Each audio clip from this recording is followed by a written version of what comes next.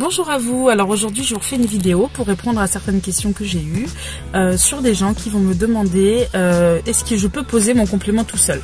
En gros c'est est-ce que vous pouvez me l'envoyer, est-ce que vous faites des envois et que vous me posez mon complément tout seul. J'ai vu que vous aviez des super résultats, moi je veux ça, est-ce que vous pouvez me l'envoyer. Alors il faut être très clair sur le fait que le résultat qu'il y a sur les vidéos et ce qui plaît aux clients, il y a beaucoup, c'est mon travail, c'est le travail de pose. Donc en fait, si j'envoie un complément capillaire et que le client essaye de se bidouiller tout seul, il y a quand même de très très fortes chances, voire quasiment sûr que ça va finir en catastrophe.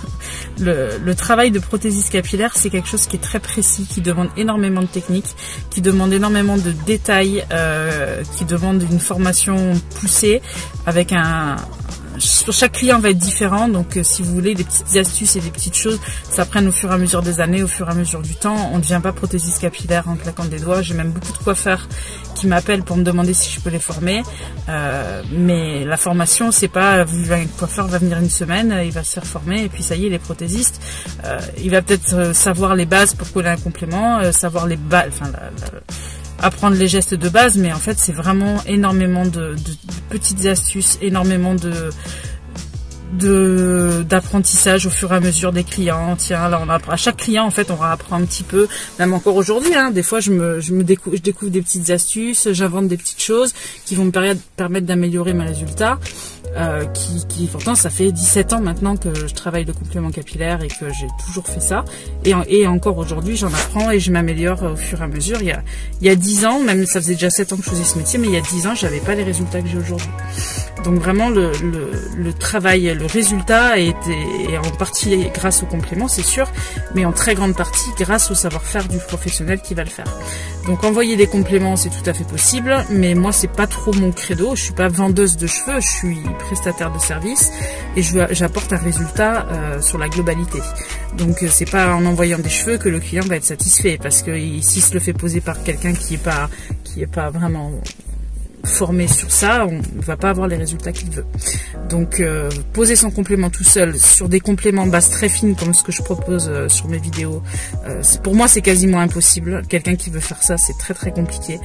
Les bases s'étirent, en fait c'est un peu légèrement élastique, donc en fait quand on va positionner le complément, soit on tire trop dessus, du coup le complément, quand la colle va commencer à se liquéfier un petit peu avec le temps, le complément il va se rétracter, c'est-à-dire qu'on va le tirer, on va le tendre quand on va le poser, et puis quand le jour même ça va aller, et puis après donc on va découper autour ce qui dépasse.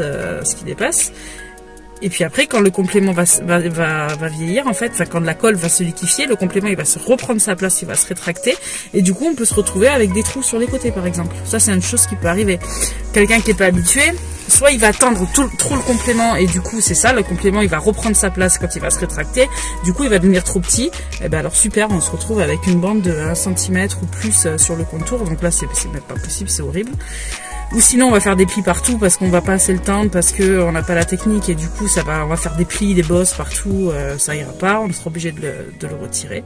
Et les bases très fines, pour les retirer, attention, hein, parce que quand c'est collé, je peux vous dire que il y a beaucoup de chances en essayant de l'enlever, même avec du solvant et tout, que la pièce on la retrouve en morceaux, qu'on la déchire. Parce que quand c'est collé, je peux vous assurer que c'est c'est super bien fixé quand c'est juste fait. Donc en fait on pourrait même pas, si on se loupe, on n'a pas de deuxième chance avec le collage. Quand on met des adhésifs double face, c'est pas du tout un problème.